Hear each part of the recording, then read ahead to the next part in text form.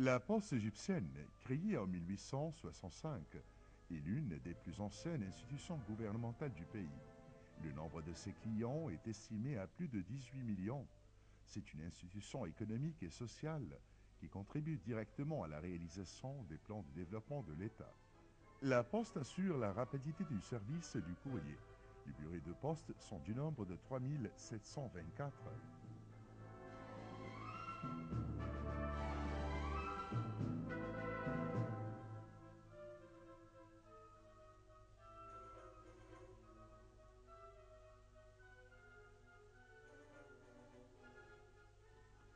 Le plus ancien document qui mentionne le service de la poste remonte à la 12e dynastie, soit 2000 ans avant Jésus-Christ environ. C'était une recommandation d'un père à son fils dans laquelle il lui parle de l'importance de l'écriture et le brillant avenir qui attend le scribe dans les postes gouvernementaux. Les pharaons ont organisé le service du transfert du courrier en Égypte et hors d'Égypte. Ils recouraient à des émissaires qui se déplaçaient à pied en suivant les rives du Nil. Pour partir à l'étranger, ces émissaires suivaient les chemins parcourus par les caravanes et les armées.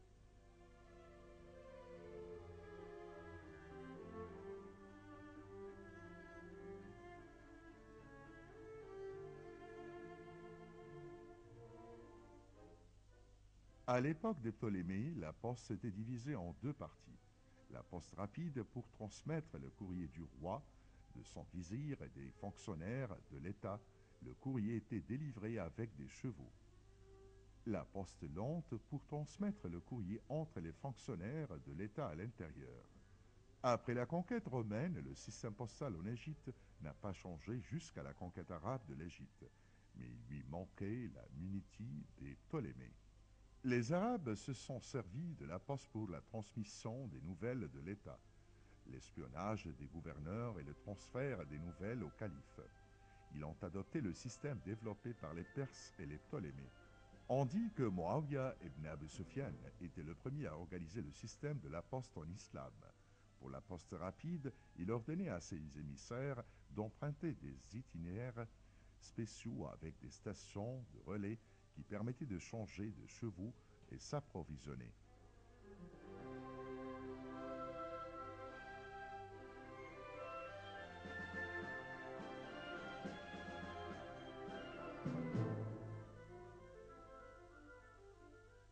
البريد هو نقل المراسلات أو الطرود من مكان لآخر.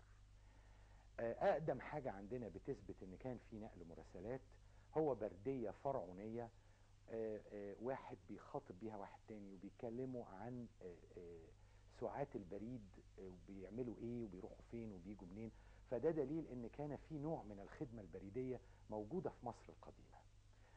هنروح بعد كده للفرس. لما الفرس دخلوا مصر، الفرس على قد ما كان احتلال يعني لمصر، انما الفرس كانوا من اكتر الناس المنظمين للبريد.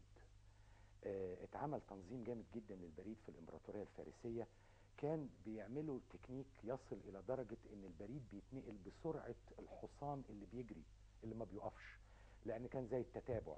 واحد بياخد الرسالة بيوصل المحطة اللي بعدها، اللي بعده بيشوفه فبيبتدي يجري بالحصان ويستلم منه الرسالة، وهكذا محطات محطات. فالرسالة كانت بتوصل بسرعة الحصان اللي بيجري بدون راحة.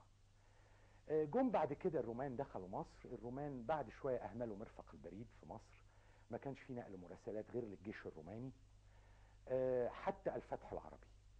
العرب لما دخلوا مصر اهتموا بالبريد، لأن كان لابد من الاتصال بالحكومة المركزية، يا إما في الدولة الأموية في دمشق أو في الدولة العباسية في بغداد، إلى أن جاء المماليك. بدأت دولة المماليك وخصوصا الظاهر بيبرس. الظاهر بيبرس ده يعني يعتبر أول من نظم بريد جوي في العالم. كان عن طريق الحمام الزاجل. كانت وقتها الإمبراطورية المملوكية تمتد من شمال الشام حتى مصر، وكان هو راجل دقيق جدا ويحب يعرف ايه اللي بيحصل في كل مكان. فكان عامل أبراج للحمام الزاجل، ووصل تقدير بعض المؤرخين ان كان حجم نقل البريد بالحمام الزاجل يتعدى 30 ألف حمامة ما بين القاهرة والناحية التانية دمشق وحلب. وكان الظاهر بيبرس بيفتح الرسائل بنفسه، محدش يقدر يفتحها غيره. فطبعا ده خلى نقل الرسائل ومراسلات الدولة بالذات تبقى سريعة جدا. بعد كده ما حصلش اهتمام قوي بمرفق البريد في مصر، وخاصة في الدولة العثمانية. الدولة العثمانية حصل انحدار في حاجات كتير جدا في مظاهر الحضارة في مصر، من ضمنها مرفق البريد. إلى أن جه محمد علي، وحتى نقدر نقول قبل محمد علي الحملة الفرنسية لما دخلت مصر في 1798 وخرجت في 1801، الحملة الفرنسية عملت لنفسها خدمة بريدية بتاعتها هي، لكن لا تخدم الشعب المصري. الحتة دي احنا بنسميها النابليونيك ميل، البريد النابليوني. ده نادر جدا جدا، وده كان بريد زي ما بقول لخدمة الجيش الفرنساوي فقط، وكان له أختام خاصة بالمدن اللي فيها الخدمة البريدية للجيش الفرنسي، وكانت تمتد من اسكندرية شمالا، أكتر حاجة جنوبا كانت أسيوط. خرج الفرنساويين في مصر في 1801، جه محمد علي حكم مصر في 1805، وبدأ حركة تجارة وصناعة ناشطة جدا في مصر. استتبعها دخول رأس مال، مش دخول رأس مال، دخول تجار أجانب في مصر. التجار الأجانب دول كانوا يحبوا إنهم يبقى في مراسلات بينهم وبين بعض، ومراسلات بينهم وبين دولهم اللي فيها المراكز الرئيسية للتجارة بتاعتهم. فده خلى منطقة اسكندرية، لأن التجار دول كانوا أكتر عايشين في اسكندرية، خلى اسكندرية مدينة يعني very busy، مدينة مشغولة وزحمة دائما. فبدأ يظهر حاجتين على خطين متوازيين. أولا بدأ يظهر شركات قطاع خاص، وخاصة في اسكندرية.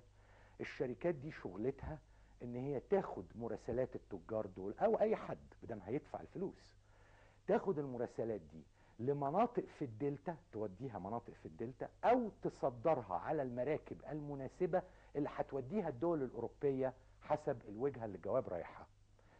الشركات القطاع الخاص دي ما عادتش كتير، الا شركة واحدة هنجيب ذكرها فيما بعد. الخط الاخر اللي مشي بيه نقل البريد في مصر ان الحكومة المصرية نفسها عملت خدمة نقل بريد، كان يعني بتتسمى خدمة نقل البريد الخاصة بحكومة محمد علي، The State Courier Post of محمد علي. دي كانت خدمة بريدية لنقل مراسلات دواوين الحكومة فقط.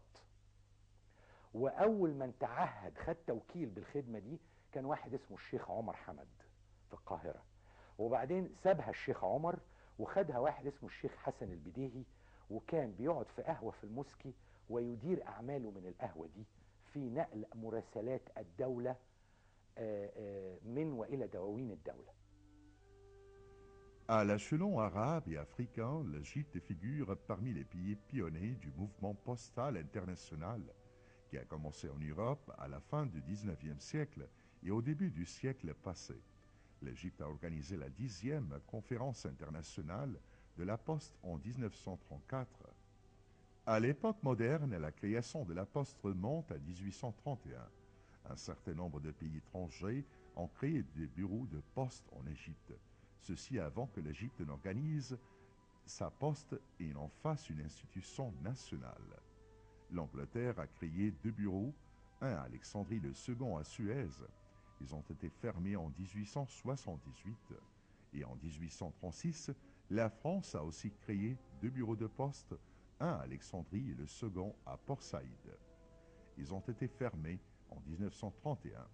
Les bureaux autrichiens, grecs, italiens et russes ont été tous créés à Alexandrie en 1838, en 1859, 1866 et en 1867. Ils ont été fermés en 1875, 1882, 84, 1889 successivement.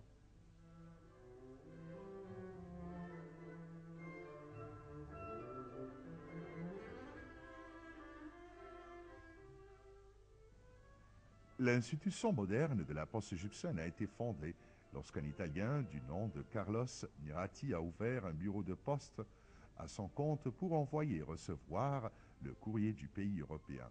Ce service était fourni en échange d'une petite somme.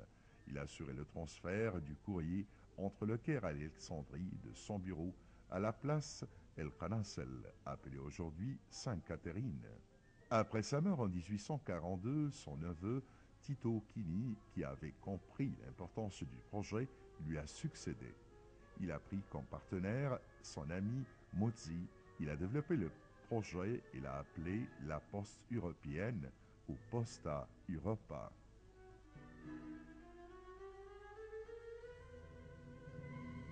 واحد من مؤسسين احدى الشركات القطاع الخاص كان راجل ايطالي كان اسمه ميشيل ميراتي. ميشيل ميراتي ده جه مصر، ما حدش عارف التاريخ اللي جه فيه بالظبط، لكن كان تقريبا 1820 او في هذه الحدود. عمل شركه في اسكندريه بدات بنقل مراسلات التجار لاوروبا، لانه كان على علاقه كويسه بربابنه السفن في الوقت ده. وبعدين لقى ان هو ممكن يكسب اكتر لو نقل المراسلات بس في الدلتا فقط، وانشأ شركه سماها شركه البوسطه الاوروبيه. الشركه دي كانت شركه منظمه جدا، مراسلات بتتنقل وبتتنقل بدقه شديده وبتتنقل بسرعه جدا. مراسلات الدلتا بتاعت شركه البوسطه الاوروبيه ما كانتش تاخد اكتر من يومين من ابعد نقطه لابعد نقطه تانية. لكن لم يتوغل ميشيل ميراتي في الصعيد خالص، اخره جنوبا كان القاهره. ليه؟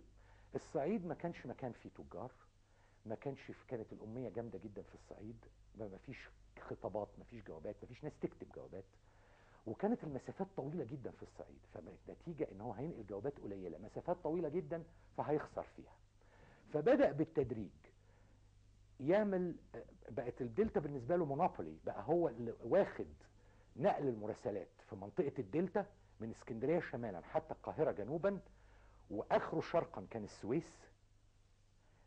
وانحصر دور الستيت كورير بوست بريد محمد علي في الصعيد، وكان دوره يعني دور بسيط جدا وقليل قوي، وما قدرش ينافس شركه البوسطه الاوروبيه في في الدلتا. Cette poste a occupé une importante place en présentant le